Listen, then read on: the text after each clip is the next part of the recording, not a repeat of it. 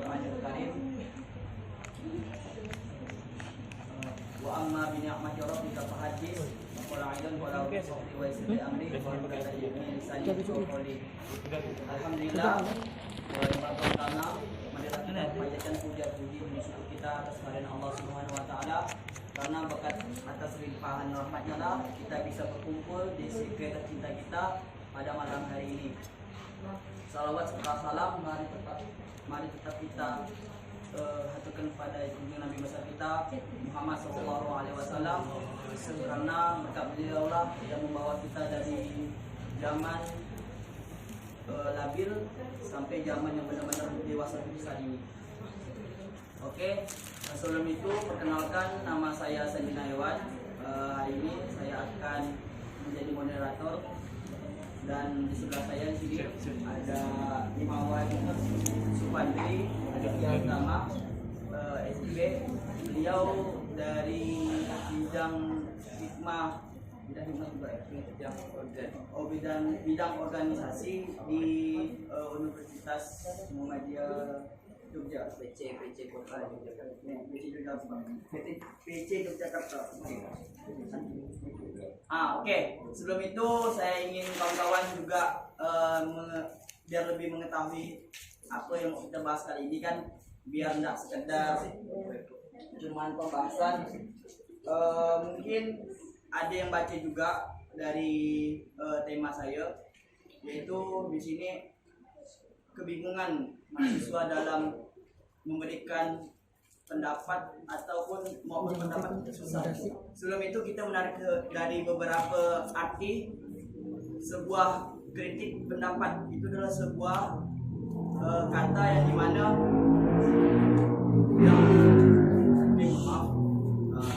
jadi di dalam sebuah kata pendapat itu adalah orang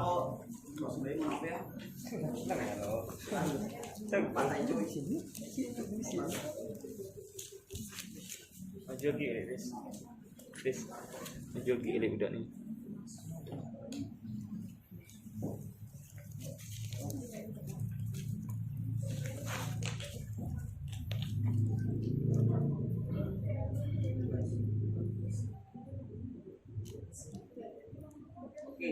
Latar belakang dari tema kita kali ini yaitu setiap manusia itu merupakan mempunyai suatu hak yang melekat pada diri manusia tersebut yang telah dimilikinya sejak ia lahir. Hak asasi manusia ini pasti dimiliki oleh setiap manusia di seluruh dunia. Sesuai dengan pengertian hak asasi manusia tersebut, perlu diketahui bahwa tidak ada satupun manusia di dunia ini tidak mempunyai hak asasi. Hak asasi yang sering disalahgunakan yaitu hak asasi dalam berpendapat. Karena setiap orang mempunyai mulut, dan ketika mulut itu sudah diberikan kuasa, kemungkinan orang sudah menyalahgunakan. Karena ada sebuah peribahasa yang mengatakan mulutmu harimaumu, tapi itu di masa era terdahulu. Kalau di masa era sekarang itu udah tidak relevan lagi, karena sekarang udah karena pandemi juga, dan ternyata orang susah untuk berpendapat secara menggunakan verbal, dan orang dengan menggunakan sebuah kata-kata yaitu tulisan, yaitu jarimu adalah harimaumu. Jadi setiap orang dalam berpendapat juga banyak halnya gitu. Dan kita di sini ingin mengetahui mekanisme berpendapat itu seperti apa sih? Karena banyak orang yang tidak tahu, cuman asal sebut, sehingga orang yang tidak tahu kalau apa yang disebut itu dapat melukai hati orang. Nah, bisa buat orang misalnya bisa jadi baper, bisa juga jadi tersayat hatinya karena dari sebuah kata. Dan jadi saya di sini di sebelah saya juga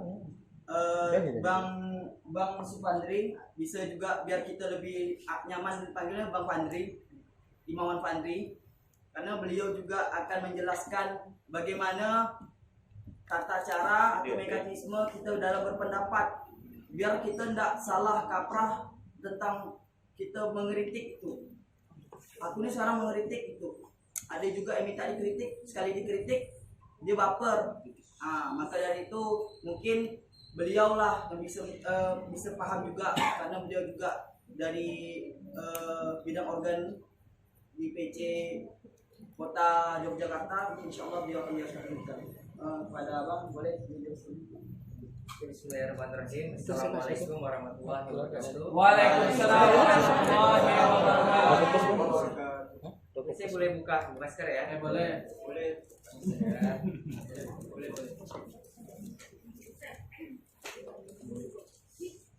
Gimana nih teman-teman? Pada masih semangat gak nih semua? Wis masih.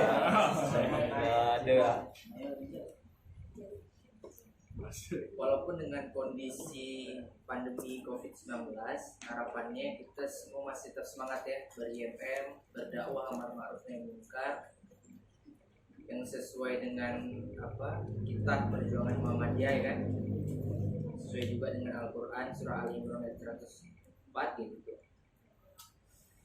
Jangan sampai gara-gara pandemi COVID-19 kita kehilangan fokus nih dalam gerakan kita ini mau kayak gimana.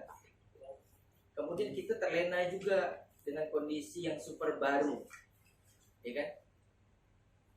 Yang awalnya tidak pakai masker gitu, sekarang setiap hari harus pakai masker. Bahkan di dalam rumah, ruangan ataupun apa kita harus pakai masker. Itu kan pola-pola yang baru. Kemudian yang dulunya kita berkomunikasi ini bisa dalam dalam jarak 1 meter atau bahkan kurang dari 1 meter gitu kan biasanya kan, ya enggak? Ya, Pak Cik. Dan sekarang karena COVID gitu kan harus 1 meter, harus 2 meter. Itu kan semua kan pola-pola yang baru, harapannya kita bisa terima dengan pola itu.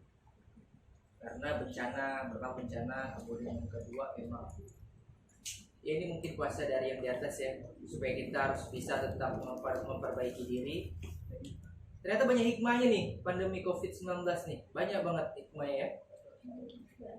Yang awalnya kita, mohon maaf ya, kadang kan takut-takut pakai masker tuh. Nah ternyata sekarang harus pakai masker untuk kesehatan juga. Nah, itu penting. Polusi udara juga kan semakin hari semakin semakin pekat, semakin berbahaya buat kita. Dengan adanya masker sedikit banyak bisa teratasi. Oke, saya dihubungin Bang Sandi. Bang, bisa nih ngisi diskusi di ini nih gitu kan, di komisariat ataupun sama teman-teman IMM Kota Pontianak. Bisa dengan tema apa kayak gitu kan. Nah, temanya tadi itu yang disebutkan Bang Sandi itu. Temanya terkait tantangan mahasiswa di masa pandemi COVID-19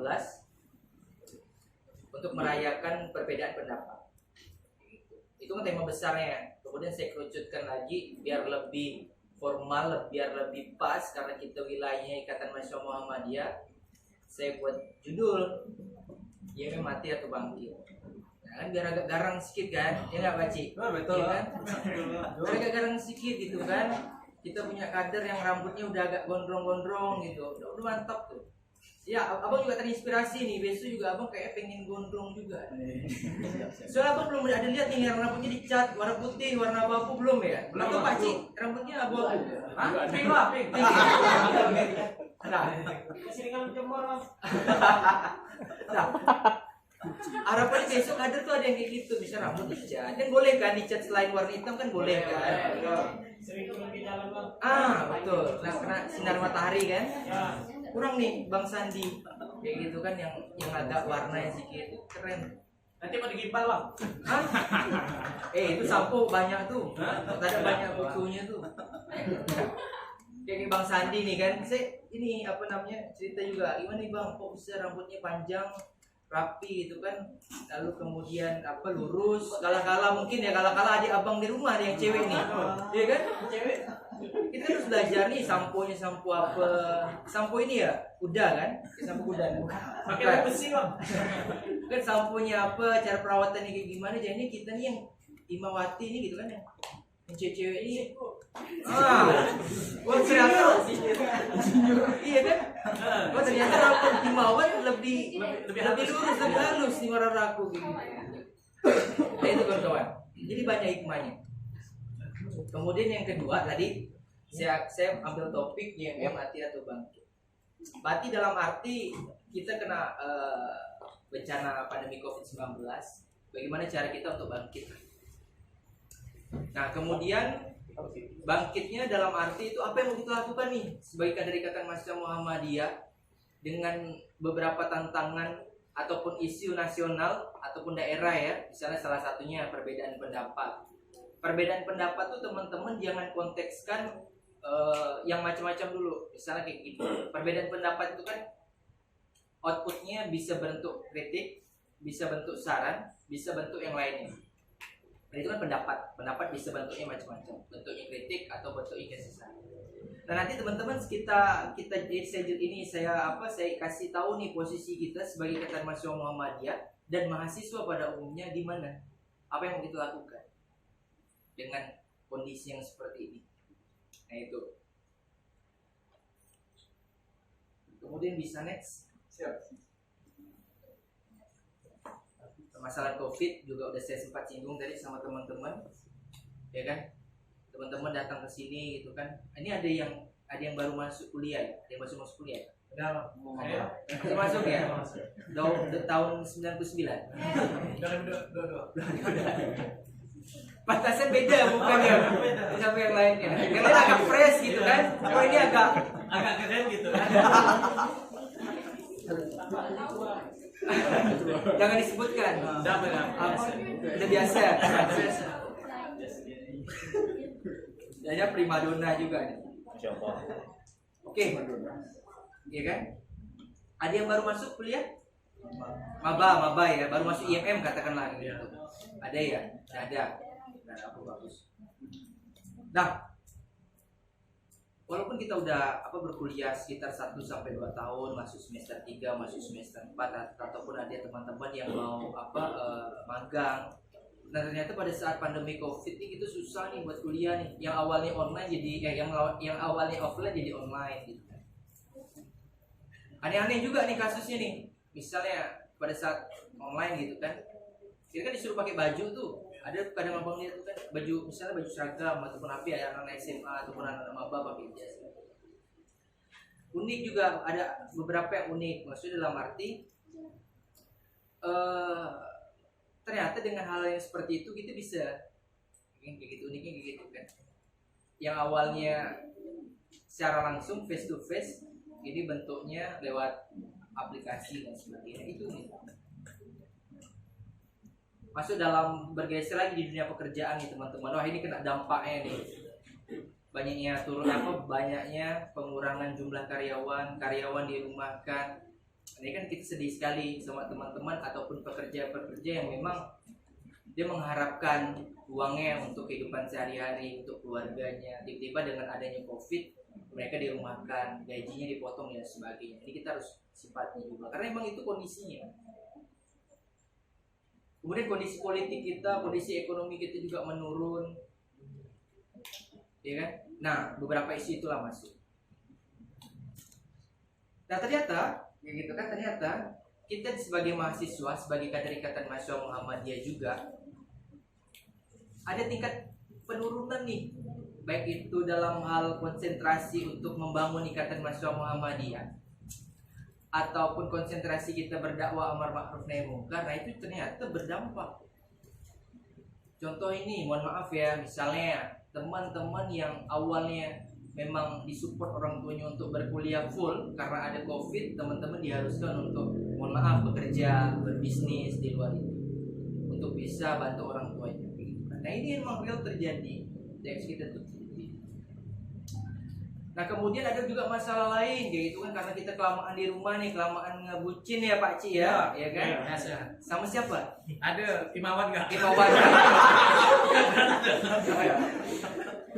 Nah akhirnya kita juga pola konsentrasi kita untuk berdakwah berikatan mahasiswa Muhammadiyah ini menurun teman-teman, tanpa kita sadari ya, kayak gitu.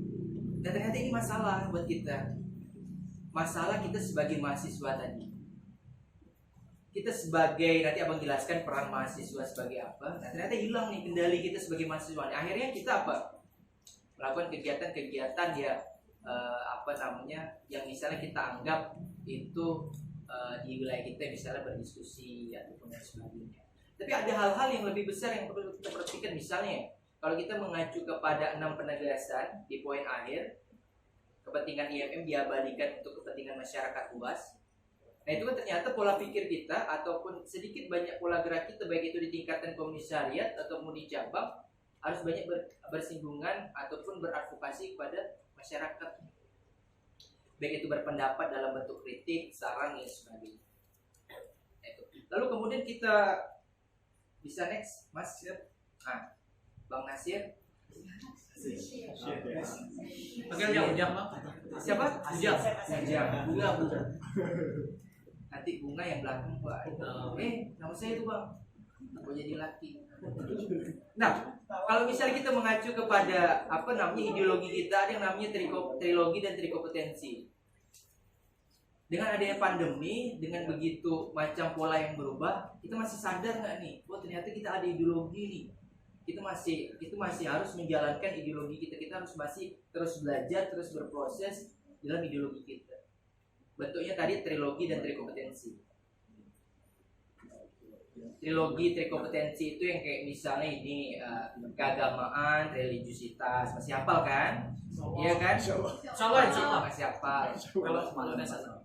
Nggak perlu lah bang tanya ya kan? Udah Nggak perlu ya, nggak perlu. Bisa, kayak di AD belakang tanya. Kok bedanya di AD sama ini? Soalnya udah hafal gitu. Nggak apa. Nah kemudian yang kedua kemahasiswaan intelektualitas. Yang ketiga kemasyarakatan humanitas. Nah ini penting. Ternyata ideologi kita bentuknya seperti itu. Nah ini yang harus kita rawat, yang harus kita ingat, yang harus kita realisasikan dalam kehidupan sehari-hari. Oke, kita bahas, abang singgung sedikit dalam konteks keagamaan religiusitas ya kita abang tidak perlu berbicara banyak karena teman-teman udah aplikasikan sholat 5 waktu ya, udah ya. Insyaallah. Nah, sholat 5 waktu, kemudian berdakwah amar ma'ruf nahi munkar kan. Di bawah juga tadi abang lihat ente lagi ini ya berdakwah ya tadi ya di bawah. Iyalah. Nah, itu kan bentuk aspek dari keagamaan religiusitas. Ya sama kucing maksudnya. Kemudian yang kedua kemahasiswaan intelektualitas. Nah, kita jangan lupa nih, kita punya label mahasiswa, kita punya label mahasiswa. Orang yang mempunyai intelektualitas, orang yang berbeda dengan orang-orang yang lainnya. Kan namanya juga mahasiswa, orang yang punya ilmu pengetahuan, orang yang mengetahui ilmu pengetahuan lebih mendalam mahasiswa. Nah, jadi teman-teman jangan pernah lupakan itu konteksnya. Kemudian yang ketiga humanitas ataupun kemasyarakatan. Kalau misalnya masuk ke dalam poin 6 penegasan tadi, kepentingan IMM diabadikan untuk kepentingan masyarakat, nah itu tujuan. Kemudian memanusiakan manusia. Jadi kita tuh harus peka juga terhadap masyarakat nih. Misalnya ada isu-isu terkait kalau sekarang itu isunya misalnya lingkungan ya kan, pembakar hutan karena mengakibatkan polusi ya kan. Nah ini kan juga berdampak terhadap masyarakat yang mohon maaf ya, yang misalnya kurang mampu, kemudian yang mungkin ekonominya kurang. Akibat ini kan nanti kan ada timbul penyakit. Nah teman-teman harus peka terhadap itu. Itu bisa dijadikan kita metode ataupun isu yang bisa mau kita angkat di Ikatan Mahasiswa Muhammadiyah. Itu salah satu isu. Nah kemudian next kita bisa, karena kita tadi abang nggak perlu jelaskan terkait lebih dalam apa itu keagamaan religiusitas, kemudian kemahasiswaan intelektualitas dan kemasyarakatan humanitas. Tapi abang ambil tengah-tengahnya kemahasiswaan intelektualitas. Jadi gini, karena kita mahasiswa, backgroundnya mahasiswa, jadi abang mau sampaikan nih, jangan-jangan kita nggak sadar nih, itu sebagai mahasiswa tuh apa yang mau kita harus lakukan, apa yang bakal kita kasih dampak terhadap pertama keluarga, kedua orang sekitar, dan yang ketiga adalah masyarakat. Sadar nggak nih kita nih? Ternyata kita tidak sadar nih, mohon maaf ya, kita tidak sadar. Kenapa teman-teman? Karena ini penting. Ketika teman-teman terjun di masyarakat, teman-teman tuh tidak perlu harus banyak ilmu, punya banyak pengetahuan, tapi sosialnya kurang. Dan nanti begini contohnya. Jangan sampai kita itu tidak kenal sama tetangga di sebelah rumah kita, itu bahaya. Atau Pak RT kita tuh, ya kan, Pak Cik kan, betul kan? Nah jangan sampai kita tidak kenal. Atau teman kita nih yang benar-benar dari semester 1 nih sampai semester 5 katakanlah, karena kita ketemu teman baru, akhirnya kita tidak lagi percaya ataupun tidak lagi bareng-bareng. Ini jangan sampai terjadi. Karena esensi kita sebagai mahasiswa adalah itu. Selain kita punya ilmu pengetahuan untuk dibagikan, bentuknya berdakwah, dan juga terlibat langsung dalam dunia masyarakat. Nah ini nanti teman-teman enaknya pada saat selesai kuliah nih teman-teman, nyamannya di situ. Ketika teman-teman nanti udah terjun ke masyarakat, bergabung dengan perkumpulan masyarakat, bekerja, kemudian sebagainya. Nah ini banyak manfaatnya. Nah harapannya di Ikatan Mahasiswa Muhammadiyah teman-teman berproses terus untuk mendapatkan itu dan siap nanti terjun ke masyarakat. Seperti itu. Nah, saya bacakan menurut Sarwono Prawiroharjo, ini salah satu ini juga ya, maksudnya tokoh pendidikan ilmu pengetahuan di Indonesia juga, yang sangat terkenal lah quotes-quotes ataupun pemahaman tentang mahasiswa. Nah teman-teman bisa baca, kena kelihatan nggak? Kelihatan ya? Oh kelihatan. Teman-teman bisa baca. Sedikit banyak teman-teman sebagai apa mempunyai label mahasiswa ini juga, ya kan? Membuat tugas kan? Pak Cik, buat tugas kan? Buat apa? Kemarin yang dihukum di depan tuh siapa? Oh, Yang itu ngerjakan tugas. kembaran saya, Bang. Oh, kembaran. Saya kembaran saya, Bang. Membaca buku juga nih. Buat makalah, presentasi, ya kan, diskusi, hadir ke seminar, kegiatan-kegiatan yang bercorak ke kampusan ya, berorganisasi dan sebagainya. Nah, ini kita lakukan setiap hari. Kemudian, nah yang kedua, selain kita mengerjakan kegiatan-kegiatan yang tadi itu, ternyata kita ada peranan yang penting nih sebagai agen perubahan. Yang bahasa ilmiah, bahasa Inggrisnya apa tuh? Agen objek. Nggak bisa bahasa Indo. Nah, itu. Kemudian yang kedua, agent of control. Ya kan? Nah, ternyata itu teman-teman. Fungsi atau tugas kita sebagai mahasiswa. Nah, dengan harapan kita memberikan solusi, memberikan pendapat, saran terhadap bangsa dan negara. Nah itu. Kemudian bisa next, Mas. Yang selanjutnya peranan mahasiswa. Nah ini peran sebagai mahasiswa. Nah ini teman-teman, yang pertama peran intelektual, bisa teman-teman baca sendiri ya di depan. Mahasiswa sebagai seorang intelek, jenius, dan jeli harus bisa menjalankan hidupnya secara profesional sebagai seorang mahasiswa, anak setelah harapan bangsa. Nah ini ternyata para pendiri, kemudian para tokoh-tokoh nasional, pemimpin kita pada saat ini banyak berharap terhadap kita sebagai mahasiswa, terhadap generasi penerus bangsa. Ini walaupun nih teman-teman lihat Pak Cik nih di luar ngopi gitu kan, ataupun ya gayanya kayak gitu, ternyata memang kalau diskusi tentang keilmuan ya ini juara sekali, iya kan? Apalagi terkait politik gitu kan, mempolitisasi Imawati. Berapa korbannya dah Pak Cik? Belum ada untuk saat ini. Belum ada. Bahaya. Masih suka dah. Nah itu ya, maaf ya. Jadi intermezzo, gitu kan, intermezzo biar ngantuk kan. Ya betul lah. Lalu kemudian peran moral.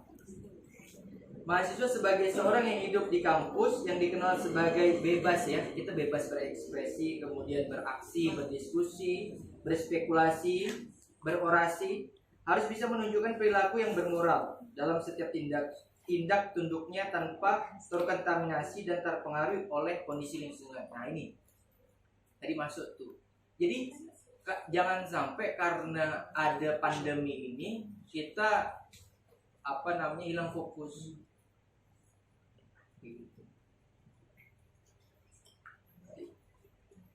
Kemudian jangan sampai karena kita udah nyaman nih sama teman di grup kita, akhirnya kita jarang berproses lagi di Ikatan Mahasiswa Muhammadiyah. jarang lagi mau kenalan sama teman-teman yang lainnya, jarang juga mau ikut kegiatan-kegiatan mahasiswa ataupun mahasiswa ataupun kampus pada umumnya. Peranan moral. Kemudian yang selanjutnya, Siap? peranan sosial. Mahasiswa sebagai seorang yang membawa perubahan harus selalu bersinergi, berpikir kritis, dan bertindak konkret yang berbingkai dengan kerelaan dan keikhlasan untuk menjadi pelopor, penyampai aspirasi, dan pelayan masyarakat. Nah ternyata ini, itu sebagai mahasiswa yang mempunyai ilmu pengetahuan yang luas, kayak gitu kan bisa dikatakan. Nah peranannya penting kan kawan. Sosial. Biasa saya katakan begini, kita terkadang itu kan kita sebagai mahasiswa, kemudian kita fakultas apa misalnya, fakultas ekonomi katakanlah, ataupun fakultas Pengen tahu. BD PAUD ada ya? Ada sih. Ada. Oh iya. Dapat. Nah itu, jadi jangan sampai kita terjebak dalam ruang-ruang disiplin ilmu yang kita kuasain. Misalnya kita kuasain ekonomi, lalu kita berfokus kepada ekonomi. Ternyata tantangan kita sebagai kader Ikatan Mahasiswa Muhammadiyah harus bisa belajar ke berbagai disiplin ilmu, baik itu ke hukum, ke PAUD. PAUD ini penting nih, kayak gitu kan. Bagaimana cara kita Mendidik anak bangsa kan? mendidik generasi anak bangsa, ya kan, mencerdaskan kehidupan bangsa kan. Ente tak cocok. Bahaya. Seru anak muda tuh kalau Suka saya ya? ajar satu tambah satu lima. Nah itu kawan-kawan. Nah penting, kita jangan sampai gitu kan kita terpaku ataupun terfokus kepada disiplin ilmu kita ekonomi, kita PAUD. Ternyata kita harus belajar juga di bidang kedokteran nih, di bidang hukum, di bidang politik dan di bidang lainnya, di bidang kesehatan. Nah harapannya apa? Ketika kita terjun ke masyarakat, ketika kita pasca kuliah, pasca jadi mahasiswa, kita bisa nih, nanti orang tanya nih, misalnya masyarakat tanya, kita pulang ke kampung, katakanlah mohon maaf ya, kita pulang ke kampung, kemudian ada yang bertanya, Bang, Anda kan mahasiswa nih, Universitas Muhammadiyah Pontianak, salah satu universitas terbesar kan di Pontianak, katakan, anak saya sakit perut nih, kira-kira kasih obat apa ya? Bingung baru gitu nih. Kasih obat apa nih? Ntar aja saya cari di internet, kan mungkin lama kan? Keburu apa nih anak? Mungkin keburu masuk Keburu rumah sakit, melahirkan keburu mungkin. melahirkan. Nah, ini harus teman-teman sadari bahwasanya hal-hal yang seperti itu yang kecil itu penting. Teman-teman langsung tahu, langsung sikap, oh misalnya anak itu tidak enak badan atau sakit perut, oh dikasihnya obat ini. Nah ternyata masyarakat kita tuh suka hal-hal yang kecil, yang kita di luar disiplin ilmu kita. Misalnya kita ekonomi nih, jarang tuh masyarakat tuh nanyain misalnya teori ekonomi itu bentuknya kayak gimana sih? Ya kan, tulis skripsi apa sih judulnya, jarang masyarakat. Masyarakat pasti tanyanya hal yang bersifat dasar yang sifatnya jarang kita kuasai. Nah harapan nih kita sebagai dari Ikatan Mahasiswa Muhammadiyah harus belajar tentang berbagai disiplin ilmu, berbagai wawasan dan berbagai ilmu pengetahuan. Kemudian bisa next. Nah, kalau kita masukkan, kita korelasikan dengan organisasi Ikatan Mahasiswa Muhammadiyah sebagai organisasi pergerakan. Nah, ini banyak nih berbagai macam kondisi ataupun berbagai macam kegiatan yang pernah organisasi pergerakan ataupun yang pernah diikuti. Misalnya aksi 1998. Mungkin beberapa teman-teman udah pernah lihat videonya ataupun udah pernah diinformasikan sama kakak-kakak ya terkait aksi ini. Nah ini tidak hanya organisasi pergerakan, organisasi kampus pun misalnya seperti BEM, DPM, Senat dan sebagainya juga ikut tergabung dalam pada saat itu dalam kondisi 1998. Kemudian yang kedua, menolak naiknya BBM pada saat pemerintahan SBY. Kalau misalnya teman-teman sadar pada saat itu tahun berapa, 2014 atau 2015 lupa saya. Nah itu juga banyak tuh terlibat tuh, kita sebagai organisasi pergerakan juga terlibat dalam aksi-aksi tersebut. Kemudian yang ketiga, menolak Undang-Undang Cipta Kerja. Nah yang kemarin ya, mungkin ada beberapa teman-teman yang mengikuti ya aksi itu ya. Itu kan salah satu keterlibatan kita untuk menyampaikan aspirasi, menyampaikan pendapat dalam bentuk saran ataupun kritik. Nah itu kondisi kita, kondisi sebagai agen perubahan ataupun agen pengontrol. Seperti itu teman-teman. Udah masuk ya? di antara kenapa kita hari itu harus melakukan aksi, kenapa kita harus melakukan berbagai macam pendapat, menyampaikan aspirasi pendapat secara efektif, karena kita posisinya di situ sebagai mahasiswa. Itu. Boleh bisa next. Saya nggak jelaskan lebih dalam karena teman-teman mungkin udah dapatkan. Saya rasa teman-teman udah dapatkan pada saat DAD ataupun diskusi-diskusi yang lainnya. Kemudian bisa next. Oke. Nah, ini permasalahan kita. Permasalahan terkait menyampaikan aspirasi, menyampaikan pendapat, baik itu di muka umum ataupun di media sosial. Sekarang teman-teman tahu tuh kita ada undang-undang ITE kan. Nah, bahaya juga nih kita sebagai kader Ikatan Mahasiswa Muhammadiyah ataupun bukan kader, kita sebagai mahasiswa kita mau melakukan kita mau melakukan bentuk kritik ataupun memberikan saran karena ada undang-undang itu, bahaya juga nih maksudnya. Jangan besok nanti kalau misalnya omongan saya ini yang agak nyeleneh-nyeleneh sedikit karena jadi di live kan Instagram bisa kena kasus juga kan. Makanya juga saya hati-hati nih Pak, ya kan Bang, Ya. ngomong berbicara gitu kan. Kalau misalnya ada kamera sih itu semua ajar gitu kan. Oke begitu jadinya. Jadi bahaya kita. Walaupun kita besok melakukan menyampaikan pendapat bentuknya kritik ataupun saran lewat media sosial ataupun berbentuk tulisan, itu juga harus diperhatikan katanya. Jangan sampai menyinggung suku, agama, ras ataupun menyinggung dan sebagainya. Tetap kita menjadi Ikatan Mahasiswa Muhammadiyah, jadi kader itu membingkainya secantik mungkin, seindah mungkin, dan kata-katanya bisa ditangkap sama masyarakat luas. Nah itu. Misalnya contohnya ya, contoh ini Anindya Juno, mahasiswa Surabaya, pernah dengar kasus terkait mahasiswa Papua, penggerebekan mahasiswa Papua di Surabaya, gitu kan? Nah ini beliau ini bisa teman-teman, beliau yang yang men-share, yang mengunggah videonya di Facebook, akhirnya kena juga dilaporkan ya, kena undang-undang juga. Ini salah satu contohnya. Kemudian bisa next, Mas.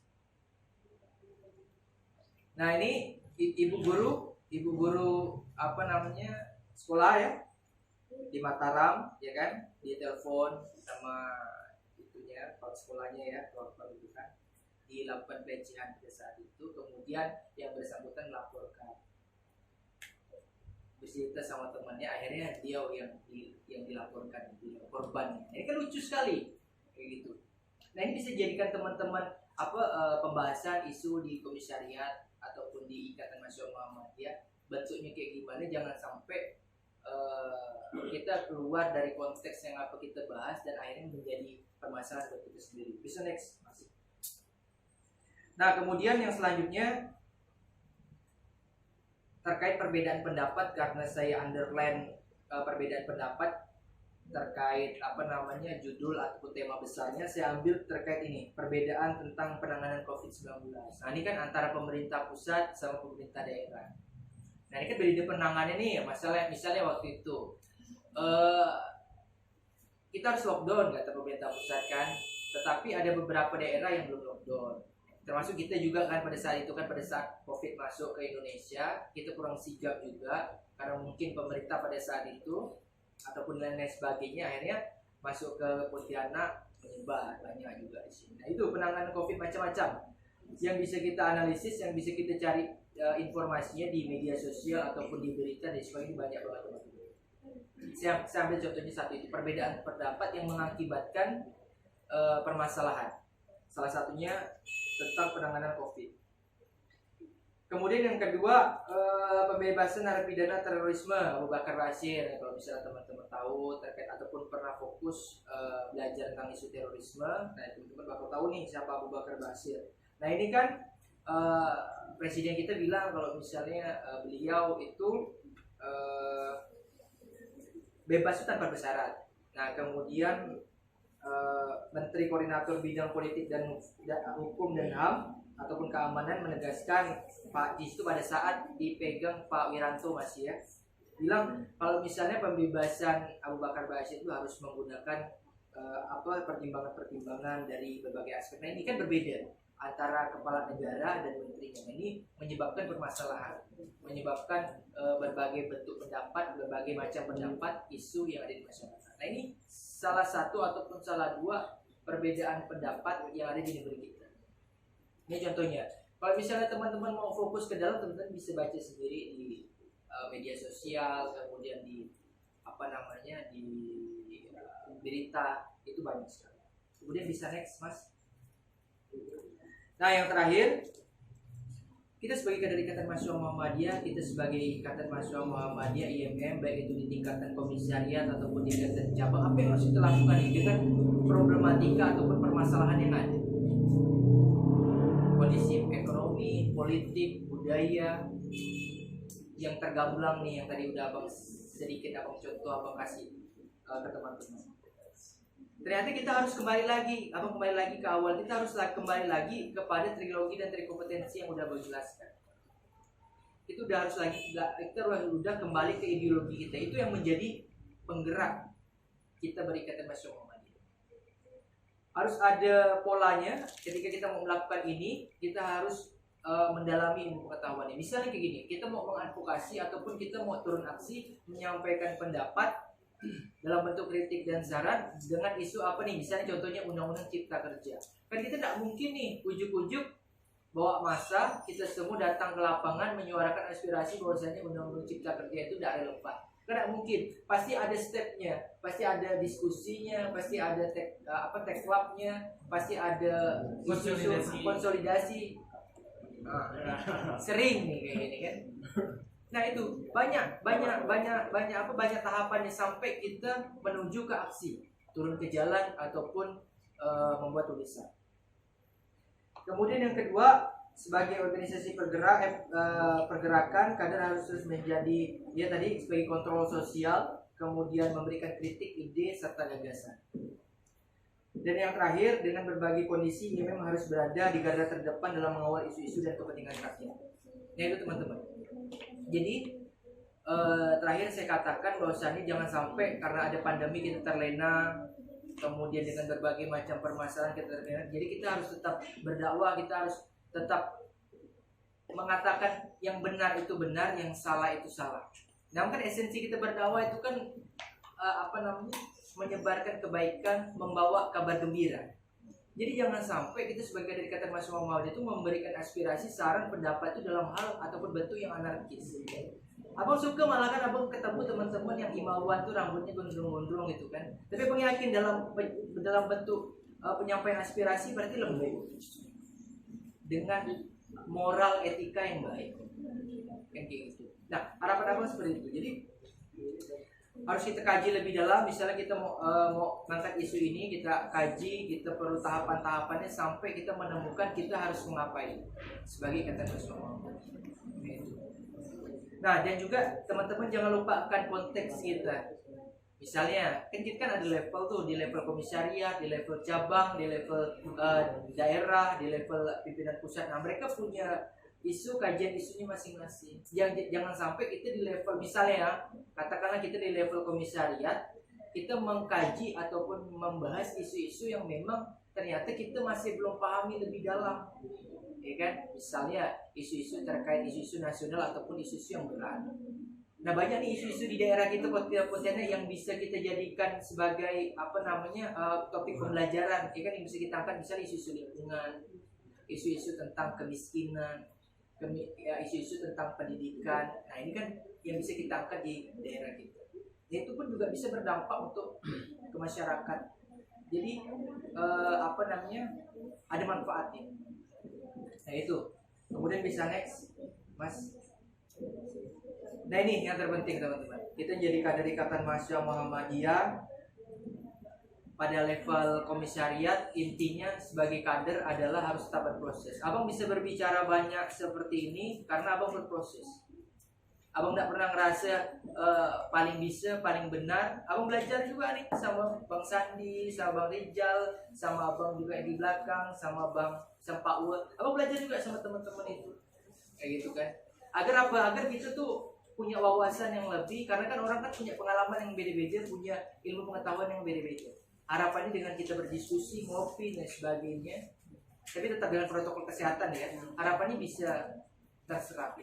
Itu berproses. Jangan pernah mengeluh. Karena kita udah memantapkan diri kita untuk ber-IMM. Teman-teman ditanya tuh pada saat adik-adik itu pengen masuk kader enggak, ataupun ingin jadi kader Ikatan Mahasiswa Muhammadiyah, siap jadi kader Ikatan Mahasiswa Muhammadiyah, siap. Akhirnya teman-teman harus berproses, harus mengaplikasikan apa yang menjadi ideologi kita.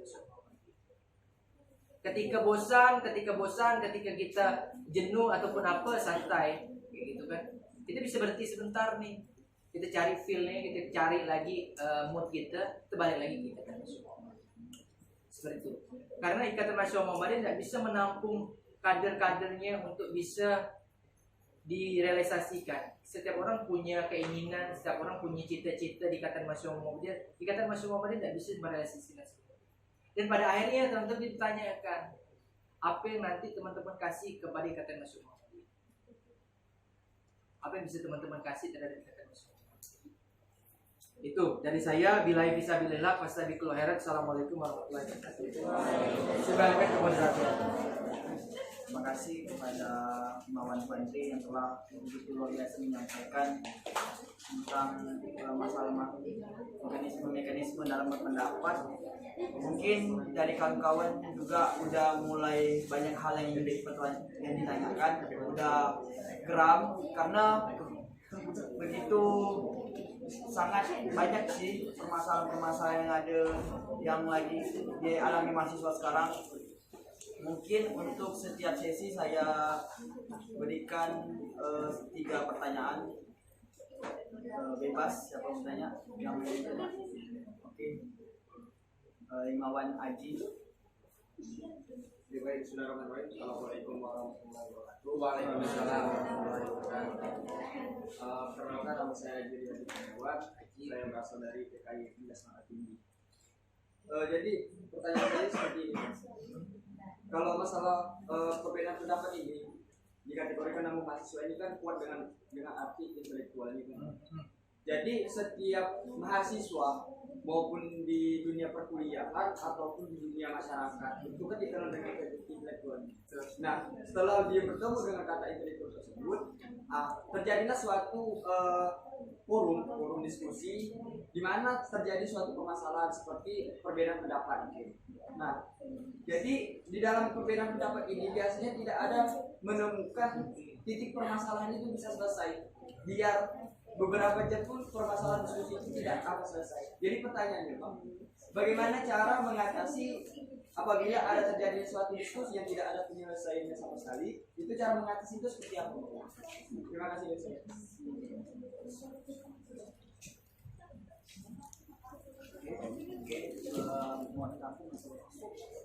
Kalau ada yang bersama, Boleh, ada yang bertanya lagi?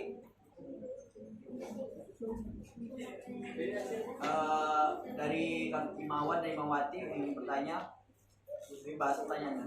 Gak apa nih teman-teman, jangan makan. Ada bang, ada. Sedih ya.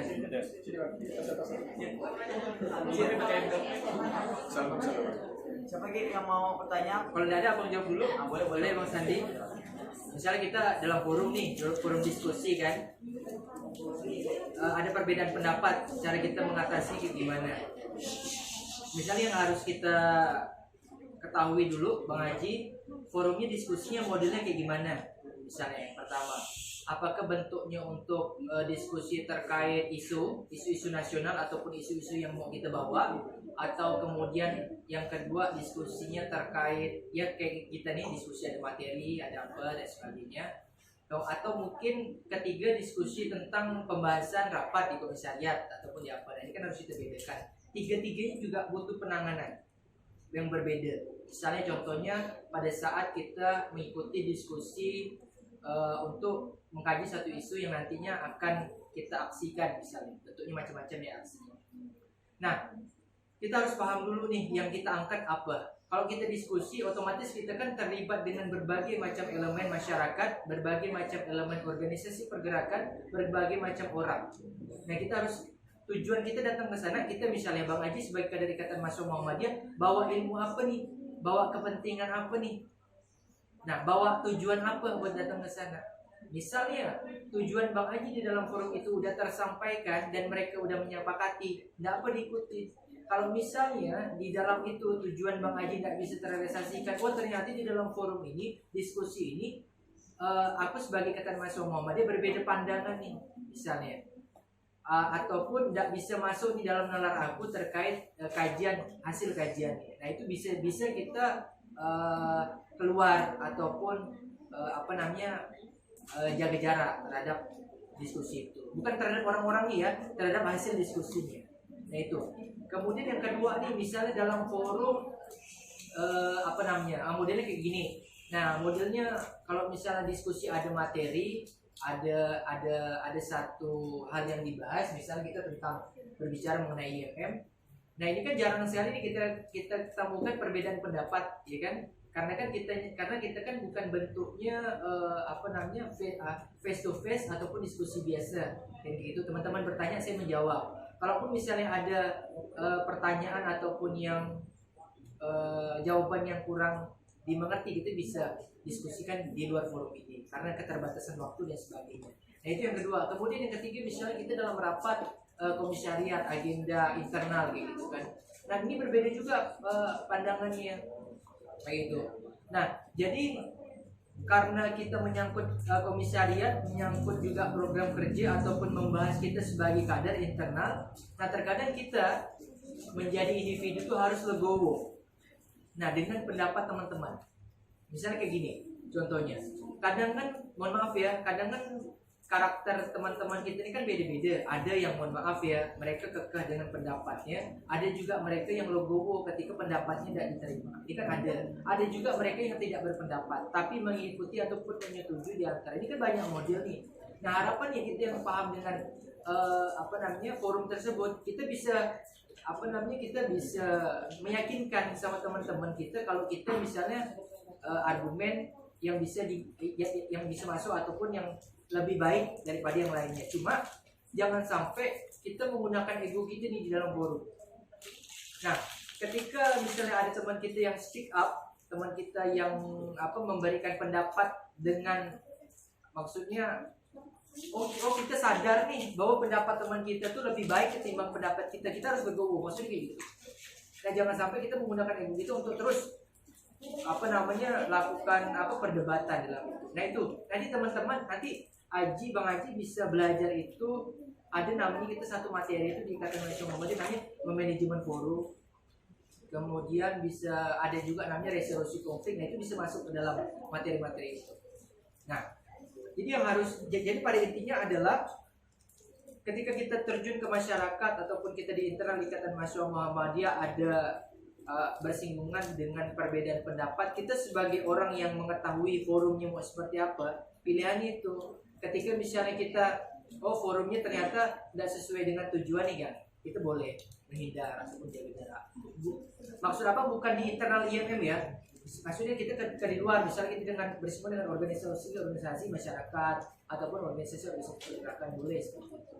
Cuma kalau di dalam mau bentuknya kita gontok-gontokan ataupun sampai bapak belur ya, Pak Paci ya, kita tetap kader, kita tetap kita tetap sahabat, tetap keluarga. Harus bisa terima pendapat satu sama lain. Harus bisa logo, harus bisa terima ketika pendapat kita tidak diterima.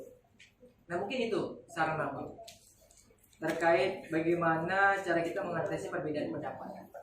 Nah, jadi di dalam forum itu harus ada orang yang memang penengah nih. Tidak mungkin semua orang itu terfokus kepada Bang Haji ataupun terfokus kepada saya ataupun yang menyetujui Bang Haji ataupun menyetujui saya. Pasti ada orang yang berdiri tengah-tengah, entah itu ketua komisariatnya, ketua cabangnya atau ketua panitia ataupun apa. Nah ini bagaimana caranya nanti dia memimpin forum supaya perdebatan itu tidak melebar ke arah yang lebih yang akan menimbulkan konflik. Itu Bang Haji cara mengatasi. Untuk mau Haji gimana? Sampai dari forum ada yang ingin ditanyakan lagi? Oke, kepada Imawati Paul. Paul.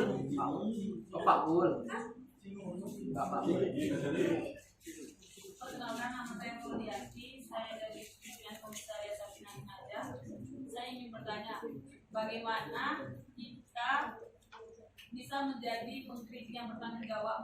Sedangkan kita nih mudah untuk cari kesalahan orang tanpa bisa memberi solusinya. Singgung langsung. Lagi deh. Oke, terima kasih kepada Mawati Paul yang sudah bertanya luar biasa. Ada lagi dari forum yang ingin bertanya?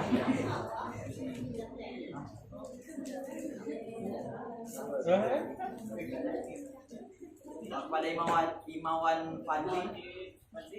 Oh, Imawan Fadli. Oke,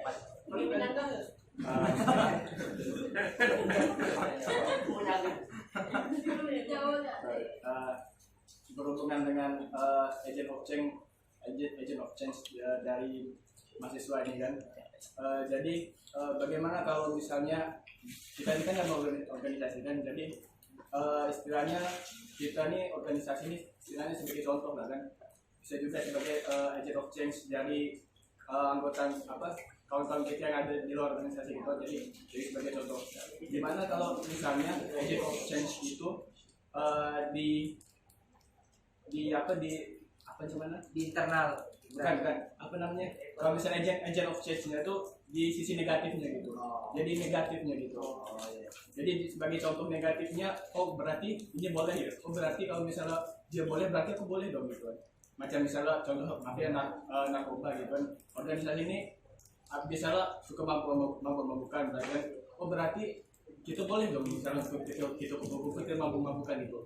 Nah gimana kalau agent of change-nya tuh di ke negatif gitu. Terima kasih. terima kasih kepada Imawan Fadli. Oke, boleh bentar ya. Yang pertama Paul ya. Paul ya. Paul. Oh maaf siapa? Paul. Oke. Paul. Bagaimana cara kita untuk mengkritik yang baik gitu kan. Terkadang kita kan ya biasa lah kan dalam forum suka cari kesalahan orang gitu kan. Pakcik jangan ya. Ya. Kadang-kadang kita cari kesalahan orang gitu kan. Tapi kita tidak sadar nih, kadang kan apa yang kita lakukan gitu kan, ataupun apa. Nah, jadi sebenarnya intinya itu namanya kita berorganisasi itu kan pasti ada permasalahan, itu udah pasti itu. Karena ada kader banyak, kemudian yang kedua ada masalah. Masalah ini kan macam-macam. Yang pertama ada masalah pribadi ke pribadi, orang ke orang, ada masalah people orang ke organisasi, ada permasalahan organisasi ke organisasi, ada organisasi ke organisasi. Nah, terkadang kita itu banyak permasalahannya karena kita di level organisasi ya, internal, banyak permasalahan di antara people to people, orang ke orang, kayak gitu kan. Nah, ini teman-teman harus sikapi bersama. Ketika misalnya kita berbeda pendapat, kita harus bisa terima pendapat teman kita karena pendapat teman kita lebih baik dari pendapat kita. Itu yang pertama. Kemudian yang kedua, jangan sampai pendapat kita atau masukan kita, pendapat ya kritik ataupun saran itu dapat menyinggung orang lain.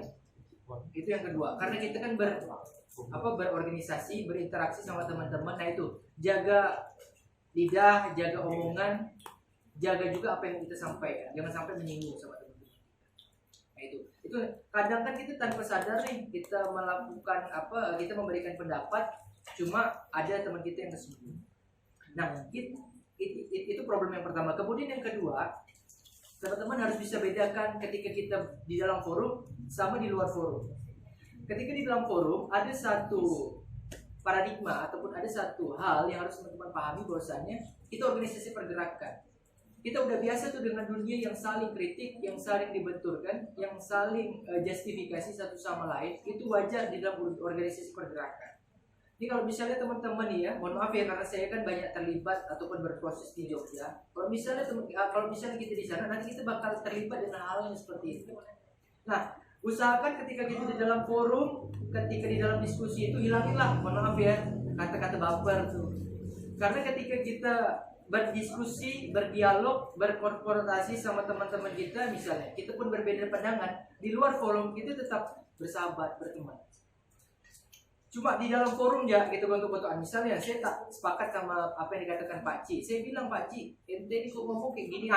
Pak Ci pun nanti menyadari, oh cuma ini di forum, di luar itu juga berteman lagi, ngopi bareng-bareng kayak gitu dan sebagainya. Sebatas di forum untuk mencari sebuah mufakat, kesepakatan. Namanya juga bermusyawarah kan. Tidak semua bisa pendapat bisa diterima. Nah cuma yang memberi pendapat juga jangan sampai terlalu keras nih, terlalu menyinggung. Nah kadang kan kita mohon maaf ya, budaya kita ini kan masih banyak menggunakan perasaan kan. Ya cuma kita sadari, apalagi yang teman-teman imawan ataupun imawati. Nah jangan sampai menyinggung. Dan kita harus berkaca nih dengan diri kita. Apakah kita udah pantas misalnya? Apakah kita udah apa yang aku omongkan tuh apakah udah benar-benar apa yang udah aku lakukan kayak gitu. Nah, kadang kan kita juga tuh banyak tuh kader-kader kayak gitu. Dan cuma di sini, kader-kader saya juga di luar juga. Nah harapannya apa yang kita omongkan ataupun apa yang kita lakukan itu sejalan, dan teman-teman harus sadari bahwasanya oh ini di forum, di luar forum kita sahabatan. Makanya teman-teman kalau mau mengkritik saya di dalam forum ini tidak jadi masalah, kita berdiskusi. Di luar kita tetap tukar pikiran karena kita organisasi. Nah jangan sampai permasalahan ini permasalahan di dalam forum tuh disebarluaskan, diomongkan di belakang. Nah ini bahaya juga nih. Yang awalnya kita tuh solid, akhirnya karena masalah ini kita tidak solid. Nah, itu jangan sampai terjadi. Ya Mbak Faul ya kayak gitu. Kemudian yang ketiga, misalnya kalau kita sebagai agen perubahan tapi ke arah yang negatif, misalnya gitu.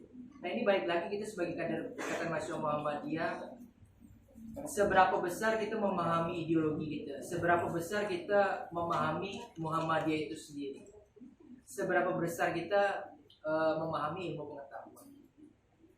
Hal-hal yang bersifat negatif tentu ya, misalnya hal-hal bersifat negatif tidak hanya narkoba, tidak hanya yang lainnya ya. Misalnya bentuknya tidak sholat 5 waktu. Kita sebagai laki-laki kan harus sholatnya kan mohon maaf ya ke masjid. Misalnya ada yang tidak sholat ke masjid misalnya kayak gitu kan, itu masalah juga. Kita sebagai organisasi, kita sebagai mahasiswa, kita pulang ke masyarakat, berinteraksi sama masyarakat, kita tidak sholat di masjid. Nah ini kan masalah juga. Nah jangan sampai, maksudnya kita sebagai kader Ikatan Mahasiswa Muhammadiyah, kita sebagai mahasiswa pada umumnya yang berlandaskan dengan intelektualitas harus memahami itu peran-peran apa yang harus kita lakukan. Nah, jangan sampai hal yang negatif itu malah diikuti nih misalnya. Kayak gitu. Itu kan yang dimaksudkan, jangan sampai lebih diikuti ketimbang yang positif. Makanya kita esensi itu, jadi saya tuh lebih suka misalnya mengajak ketimbang kita menjustifikasi. Maaf, saya lebih suka mengajak ketimbang menjustifikasi. Ayo kita mengajak kepada kebaikan, itu kan lebih nyaman ketimbang kita justifikasi. Kau ini udah tak sholat, ngajak kader-kader ke tak sholat. Nah itu tak nyaman juga kan. Nah lebih enak kita sebagai kakak misalnya sama adik-adik kita, ataupun kita sebagai orang yang mengetahui itu mengajak teman-teman kita, ayo sholat. Kalau misalnya mereka memang tidak mau, belum ada dapat hidayah nih, katakan lagi gitu untuk sholat ke masjid, tidak apa-apa. Yang penting ketika ajat ketemu Pak Wah, ya Pak Wah sholat, tidak apa-apa. Kalau dia tidak mau sholat di masjid pun tidak jadi masalah gitu. Jangan sampai kita balik lagi kan bawa perasaan. Nah itu. Dan yang terpenting adalah jangan sampai kita sebagai pengontrol sosial perubahan. Dan ada satu lagi nih teman-teman yang mau saya sampaikan, dan saya tidak masuk ke sini. Ada satu hal yang menurut saya hari ini relevan kita sebagai mahasiswa atau organisasi pergerakan, agent of influence. Kita sebagai orang yang itu berpengaruh. Nah hari ini kita harus jadi seperti itu, teman-teman. Kita harus menjadi pengaruh. Kita harus bisa memberikan pengaruh terhadap mahasiswa yang tidak berorganisasi. Esensinya organisasi kita sebagai organisasi pergerakan, kita masuk ke dalam organisasi itu adalah bisa memberikan manfaat kepada orang-orang ataupun menjadi pembeda dari orang-orang ataupun mahasiswa yang tidak berorganisasi. Itu identitas kita sebagai kader Ikatan Mahasiswa Muhammadiyah. Apa yang membedakan kader Ikatan Mahasiswa Muhammadiyah dengan kader ataupun dengan mahasiswa lainnya itu? etika, moral memberikan pengaruh terhadap orang lain. Nah itu. Ada teman yang misalnya contohnya ada ikut misalnya lagi ingin mencalonkan sesuatu, kita support. Atau teman-teman yang punya passionnya ini ataupun kader kita punya passion itu, kita support. Atau nih yang lebih mohon maaf, yang lebih sederhananya nih, kita bisa memberikan pengaruh terhadap teman kita. Permasalahan di kampus ini kan bukan terkait permasalahan permasalahan kita sebagai mahasiswa, tapi ada lagi nih teman-teman yang permasalahan kemanusiaan nih. Misalnya ada sahabat kita yang tidak bisa bayar uang kuliah nih, ya kan? Ataupun ada sahabat kita yang tak bisa makan malamnya ataupun besoknya. Nah kita sebagai kader ataupun kita sebagai orang yang berorganisasi yang di IMM itu harus peka tuh kayak gitu tuh. Tak bisa ngopi gitu kan, harus dijamin gitu. Nah kayak gitu teman-teman, harus peka sama teman, harus memberikan bantuan, harus bisa memberikan pengaruh terhadap mahasiswa yang lain. Mas Fadli itu nanti mungkin kalau misalnya ada diskusi lagi bisa di luar forum ya. Kemudian Pak Ul, atau mungkin ada diskusi lagi, tidak apa-apa, kita diskusikan sampai selesai gitu. Itu saya balikan ke moderator kalau misalnya ada mau ditanggapi tidak jadi masalah. Oke, dari Imawan dan Imawati, kalau misalnya ada tanggapan ataupun kritik maupun pertanyaan, boleh langsung. Untuk sesi kedua ini mungkin sama seperti di awal, yaitu 3 pertanyaan bebas dari Imawan dan Imawati. Guys, Pak Cini, Hamidah. Baik, assalamualaikum warahmatullahi wabarakatuh. Waalaikumsalam warahmatullahi wabarakatuh. Perkenalkan, nama saya Ali Abdusari, biasa dipanggil Stefan Leo. Saya dari PK IMM Negeri PAUD, Universitas Untan. Jadi gini, Ada. gini ya, saya mau tanya. Iya. Saya kan karena saya sama-sama kabin organisasi, tapi bukan saya, atasan saya. Hendri itu. Jadi, saya tuh mau bertanya gitu, dengan tema yang tadi itu IMM mati atau bangkit. Nah, jadi saya mau bertanya, bagaimana menurut abang cara buat kami nih, misalnya yang di struktur organisasi ini bisa meng-up kader atau teman-teman IMM yang lain agar bisa beradaptasi dengan keadaan yang seperti ini di masa pandemi ini, gitu. Karena kami 1 tahun ke belakang tuh bang, gara-gara pandemi ini hampir mati bang. Ya hampir mati segan, hidup tak mau gitu. Walaupun saya maba gitu, tapi tahu saya. Hampir mati tuh, tak ada kegiatan sama sekali. Katanya maba. Saya kan punya gambaran 7 kemarin. Itulah dia bang. Sekian. Non, berkola sama aja dulu.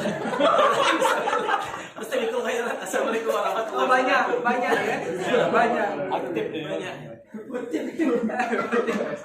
Ini mau langsung dijawab atau Boleh jawab ya. Oh, nanti. Kayaknya harus undang abang lah buat materi follow up ya. Oh, Kalau tak seru pun tak apa. Nah begini teman-teman, kebetulan Aliando Pace singgung terkait gimana nih bang kita membangkitkan semangat kader-kader kita nih, karena kita di zaman pandemi ini benar-benar kaku sekali ya, benar-benar mati sekali kan. Perasaan mati tidak? masih hidup bang, masih hidup. Ya jangan sampai mati perasaan. Penciuman masih? Kalau Rasa masih? masih. Kalau enggak sih kena swab dah. Nah itu jadi gini teman-teman, yang harus teman-teman sadari adalah balik lagi tadi ke awal, jangan sampai kita itu terjebak ataupun terlena dengan kondisi pandemi COVID-19. Ini terjadi, real terjadi di kita. Kita sebagai kader IMM harus mau ngapain nih? Ternyata banyak isu-isu teman-teman. Tanpa kita sadari ternyata banyak isu-isu yang bisa kita garap, yang bisa kita diskusikan dan kita jadikan sebagai bahan aksi. Baik itu aksi macam-macam lah ya, menyampaikan pendapat atau masukan. Misalnya contohnya kayak gini. di awal pandemi kita sebenarnya bisa mendiskusikan terkait adanya perbedaan penanganan COVID-19 di Indonesia ataupun di daerah. Itu bisa dijadikan topik kita sebagai organisasi pergerakan bisa. Bentuknya nanti bisa kita press release atau bentuknya tulisan dan lain sebagainya itu bisa. Kemudian misalnya isu-isu tentang kemiskinan, COVID lagi ditambah banyak orang dipecat, kemudian banyak orang juga dirumahkan, tak boleh kerja kan, social distancing, orang dirumahkan. Nah, aktivitas berkurang, akhirnya mohon maaf ya, kemiskinan meningkat. Nah, ini kan bisa teman-teman angkat isu. Pun sampai sekarang bisa. Kemudian yang ketiga, karena ada isu tentang pembakaran hutan, misalnya kayak gitu. Kalau tidak salah kemarin ada isu ini ya, hutan kota mau dijadikan apa tuh? Oh iya, Arborium tuh kan? Arborium tuh. Ya. Nah, mau dijadikan apa? Nah, teman-teman juga bisa tuh mendiskusikan terkait itu. Jangan dari alih-alih pembangunan, tapi kita mengorbankan lingkungan kita. Nah, itu bisa dijadikan pemantik semangat untuk kader-kader kembali lagi berkegiatan. Bentuknya bisa macam-macam Pak Ci. Misalnya hasil dari diskusi itu buat selebaran ataupun tulisan dibagikan ke masyarakat. Nah, tujuannya kan untuk eksistensi. Itu yang pertama bisa diangkat. Diskusi ya, kalau misalnya topiknya diskusi, membangkitkan semangat lagi kader-kader. Kemudian yang kedua, karena kita keterbatasan, kita social distancing, banyak peraturan di protokol kesehatan menurut protokol kesehatan, jadi kita harus dituntut lebih kreatif kawan-kawan untuk membuat kegiatan ini, terutama kakak-kakak yang memimpin ya di pimpinan komisariat yang menjabat sebagai ketua organ, ketua pimpinan komisariat, atau bidang hikmah, ini harus lebih kreatif dan inovatif untuk membuat kegiatan. Misalnya contohnya kayak gini, karena kita kena bantai pandemi COVID, oke, kita social distancing, kemarin kita zona merah, sekarang juga udah beralih lah, walaupun kuning ya, masih kuning, masih oranye terakhir yang saya baca. Nah, harapannya bentuk kegiatannya bisa dirubah dari yang awalnya bentuknya, maksudnya diskusi kan, ini kan agak berat. Nah, teman-teman bisa misalnya sharing-sharing, bisa juga pergi ke jalan-jalan liburan misalnya ke daerah, ke Pakualam, lalu kemudian ya tujuan untuk merekatkan kembali. Itu juga bisa. Webinar juga bisa. Nah, ini teman-teman ditutup jadi kreatif mungkin. Tidak apa-apa kan untuk di daerah misalnya, mohon maaf ya mungkin ya yang COVID-nya masih di bawah, misalnya masih kurang. Nah, teman-teman bisa bareng-bareng berangkat sana, misalnya ngecamp ataupun mencari feel lagi. Nah, itu bisa dijadikan sebuah. Kalaupun tidak bisa pergi keluar, bisa bersilaturahmi di sini. Yang penting apa? Yang penting kan kita ketemu, bersilaturahmi, berkomunikasi.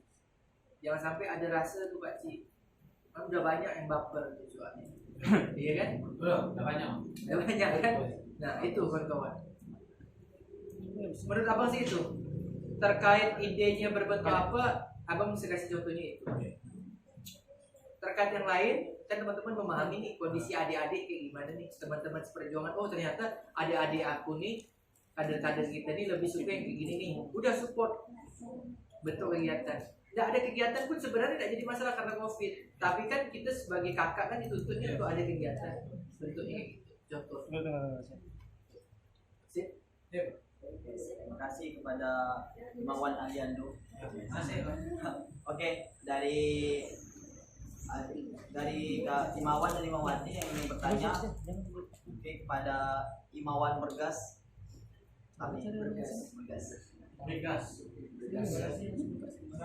Perkenalkan, nama saya Fadila Bergas. Saya juga sebagai kabidor di Komsatgas Manalkindi. Saya ingin bertanya nih Pak tentang diaspora. Kader, seperti yang kita tahu bahwa manusia juga punya kapasitas dan terbatas. Bagaimana cara kita untuk mengoptimalkan kegiatan di dua organisasi tersebut? Sekian dari saya, terima kasih. Sama. Langsung ya jawab ya. Ini pertanyaan menarik sekali nih. Di antara banyak diskusi yang abang ikutin, maksudnya terkait organisasi ya. Baik itu manajemen COVID. Jadi kita tuh di di bidang organisasi itu ternyata banyak yang harus kita pelajari ataupun kita kasih ke adik-adik kita, misalnya materi manajemen konflik, materi tentang persidangan, materi tentang manajemen forum, kepemimpinan, leadership dan sebagainya, termasuk itu. Sebenarnya itu bisa dijadikan ide buat teman-teman di komisariat ya, buat diskusi ataupun materi itu. Terkait pendiasporaan sebenarnya masuk ke ini sebenarnya diskusi internal, tapi saya kasih gambaran besar aja. Begini teman-teman, sebenarnya konsep pendiasporaan ini kan lazim lah di beberapa organisasi, tidak cuma di IMF. Karena kita mikirnya kita punya kader banyak, puluhan, ratusan, tidak semuanya kita manfaatkan untuk di IMF. Ada juga pasti yang kader-kader kita punya potensi nih, public speaking yang bagus, ilmu pengetahuan yang bagus. Kemudian kita proyeksikan ataupun kita diasporakan ataupun kita titipkan bahasanya ke organisasi lain, baik itu BEM ataupun Senat, DPM, UKM ataupun organisasi-organisasi yang lainnya. Untuk apa tujuannya sebenarnya pendiasporaan? Untuk teman-teman itu yang didiasporakan, yang dititipkan bisa berkembang. Tujuan itu bisa berkembang di sana dengan permasalahan yang baru, dengan kondisi yang baru. Yang namanya pendiasporaan itu bukan dibuang ya, nih ya Pak, bukan teman-teman dibuang, tapi teman-teman dititipkan untuk belajar dan harapannya nanti kembali ke Ikatan Mahasiswa Muhammadiyah bisa memberikan pengalaman sama teman-teman yang tidak sempat berproses di sana. Itu konsep pendiasporaan. Makanya pendiasporaan itu lazimnya ataupun sifatnya itu bukan kader yang itu saja. Misalnya ya Bang Sandi katakanlah udah jabat jadi ketua bidang organisasi, kemudian Bang Sandi besok diproyeksikan lagi jadi ketua presiden atau jadi presiden ataupun ketua DPM. Nah ini bukan konsep pendiasporaan, sebenarnya bukan seperti itu. Kita cari orang lagi karena Bang Sandi udah dapat jabatan ya di komisariat, harus kita cari orang yang mempunyai potensi yang sama yang bisa kita tunjuk ataupun kita kasih amanah untuk di presiden mahasiswa, di DPM ataupun di mana. Harapannya dia belajar. Itu konsep pendiasporaan. Lalu masuknya tadi si Bergas, bagaimana caranya nih mengoptimalkan supaya tetap semangat ya. Tetap semangat ya mereka ketika orang-orang di diasporakan.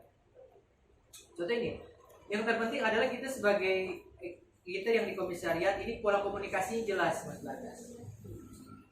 Nah, pola komunikasinya jelas itu dulu. Kadang kan adanya tembok, adanya jadi orang itu tidak enak sama kita ataupun mereka tidak mau kembali lagi di Ikatan Mahasiswa Muhammadiyah karena mereka kan udah keenaan nih di sana, di tempat yang baru, udah merasa nyaman. Ya kan? Dan kita pun kurang komunikasi, kurang mendekatkan diri lagi. Terkadang itu yang terjadi. Nah, jangan sampai pun kita sebagai orang yang diamanahkan ataupun yang didiasporakan, jangan lupa kita bisa datang ke sana, bisa masuk sana gara-gara Ikatan Mahasiswa Muhammadiyah. Nah, karena rasa-rasa itulah, feel-feel itulah yang menjadikan harusnya bisa saling-saling paham. Bisa saling memahami satu sama lain. Jangan sampai yang didiasporakan sombong, yang didiasporakan yang udah diamanahkan untuk di sana sombong, yang di dalam juga udahlah dia sombong, udahlah bodo amat. Apa yang dilakukan di ini berdampak apa sama adik-adik kita? Kita punya adik nih. Adik kita kan banyak nih. Bang, saya mau dong belajar masuk di bidang kementerian apa di BEM.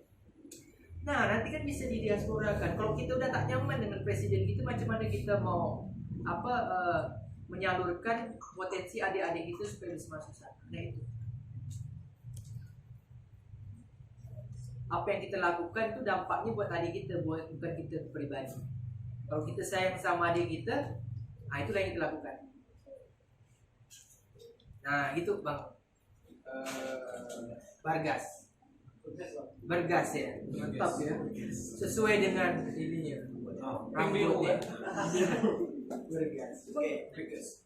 Terima kasih kepada Imawan Organ. Selebihnya nanti mungkin kita ya bidang organ internal kita diskusi-diskusi terkait manajemen konflik. Boleh, boleh, Bang. Bisa. Boleh, Aman. Boleh siap.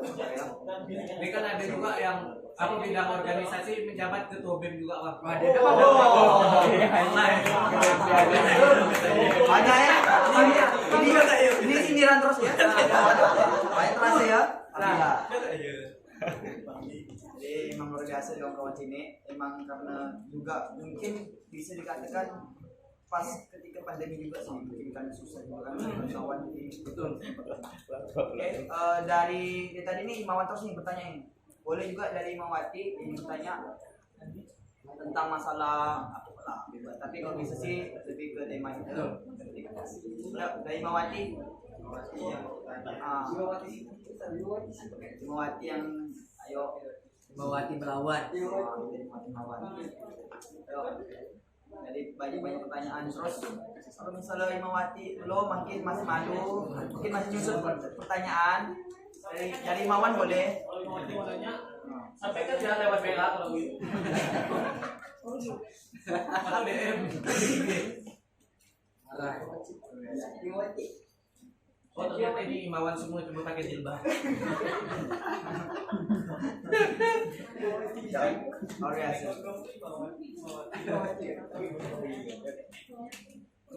Tunggu Ji. Mungkin kalau udah di kawan masih pertanyaan nanti buat Ji. Sampai gini. Nah, misal belum nih. Ayo dapat moto, lumayan dapat moto. Ah, Moto sendiri. Dapat moto.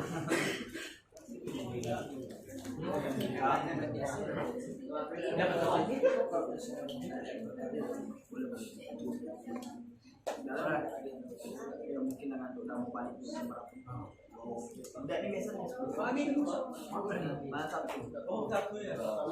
Dari Haji mungkin ada kemasukan pesan? Iya enggak? Mungkin ini mau mati aja. Iya. Kalau ada yang mau bertanya tahu cukup bilang. Mungkin kalau misalnya dari Imawan mungkin dari saya juga, saya ingin bertanya juga. Boleh? Lebih kayak tentang masalah kemarin. Mungkin bisa tidak terlalu besar sebenarnya, cuman tentang masalah ada statement dari pemimpin kita yang mengatakan boleh nih, saya ini kenapa sih masyarakat tidak mengkritik kata dia. Tapi kan kenapa masyarakat tidak mengkritik? Mungkin karena efek dari mengkritik itu kan pasti ujung-ujungnya dibui. Nah, jadi kadang gimana tuh bang? Kita ini harus kita diam dengan melihat tindakan, cuman diam cuma istirahat nih, cuman tak ngomong karena takut atau tetap melawan. Ini gimana nih bang tentang hal itu? Itulah ya dilema gitu ya. Dilema. Satu sisi kita mengajukan apa ngasih aspirasi itu kan bentuknya kritik, kalau tidak sesuai dengan instansi katakanlah kayak gitu kan dilaporkan masuk banyak ya, banyak bukan di level mahasiswa. Kalau di level mahasiswa bentuknya turun ke jalan anarkis sebenarnya gitu kan tangkap levelnya kayak gitu karena kan begini teman-teman, pasca pemilu presiden itu kan kita kan terpecah dua kubu nih, ya kan? Tahu kan teman-teman kan, kubu A sama kubu B yang nggak perlu saya jelaskan lebih dalam. Kubu A sama kubu B. Terkait politik kan kencang banget nih bentuknya kritik, misalnya si A kritik ke si B nggak terima dilaporkan misalnya kayak gitu, atau sebaliknya si B kritik A karena si A masuk ke dalam pemerintahan, bagian dari pemerintahan, pendukung yang tidak terima dilaporkan. Banyak juga yang masuk gara-gara bentuk kritikan. Nah itulah dilema kita sekarang. Nah ada angin segar juga bahwasannya karena itu kan di dalam bingkai undang-undang ITE kan. Iya. Nanti bisa teman-teman diskusi lebih lanjut lah terkait membedah undang-undang ITE sama orang yang lebih memang menguasai itu. Karena abang cuma lihat luarnya doang, teman-teman cuma lihat luarnya doang, tidak lihat dalamnya. Nah, ada angin segar bahwasanya undang-undang ITE ini kan mau direvisi nih. Nah, mau direvisi. Nah, mudah-mudahan undang-undang ITE ini tidak banyak pasal karetnya yang dihapus. Yang memang benar-benar kritik kan undang-undang kan yang kau di dalam undang-undang itu yang saya tahu ya. Kalau misalnya kita kritik itu udah menyinggung misalnya kepala negara, lambang, suku, ras, budaya ataupun yang sebagainya itu bisa kena kan. Nah tapi kalau misalnya kita nih sebagai organisasi pergerakan mengkritiknya kan dengan kritik yang santun nih, dengan bentuk intelektualitas, kita ada dasar, kita ada data. Nah mungkin nih Bang Sandi kita mengkritik ya, kita bilang woi gitu kan, nggak mungkin kan, tapi kita bergerak baik itu bentuk tulisan ataupun turun ke jalan pastinya ada data dari data-data. Nah itulah jadi landasan.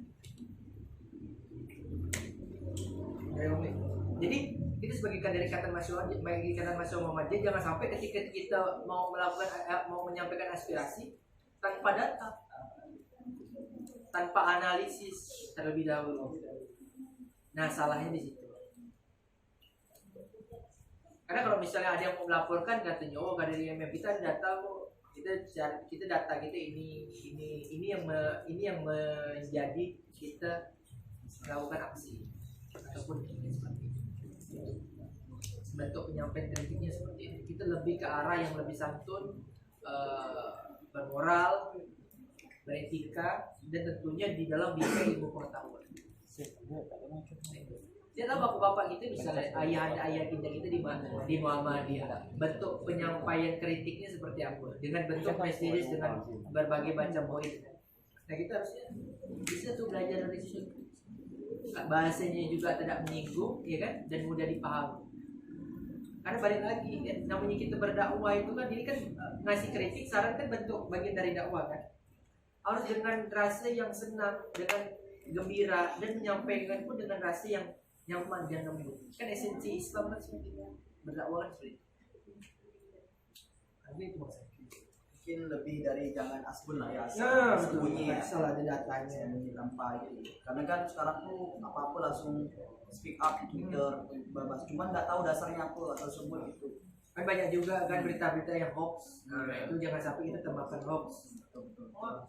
Jadi lebih teliti lah sebaiknya, karena kita seorang mahasiswa yang berintelektual mungkin harus lebih teliti dalam melihat sebuah kejadian ataupun sebuah berita, dan kita tinggal diskusi pembahasan, insya Allah. Mungkin kalau tidak ada lagi pertanyaan dari Imawan dan Imawati, mungkin sampai di sini saja diskusi kita. Mungkin dari closing statement saya juga ya, mungkin kalau dari Abang boleh nanti ada closing statement. Mungkin closing statement saya gini, kita dapat mengukur sejauh mana tindakan kita melalui kritikan, bukan dari pujian yang kita terima. Orang-orang yang melontarkan kritik bagi kita pada hakikatnya adalah pengawal jiwa kita yang bekerja tanpa bayaran. Dari Oni The Boom. Sekian dari saya, mungkin dari Abang ada closing statement. Udah mewakili. Udah.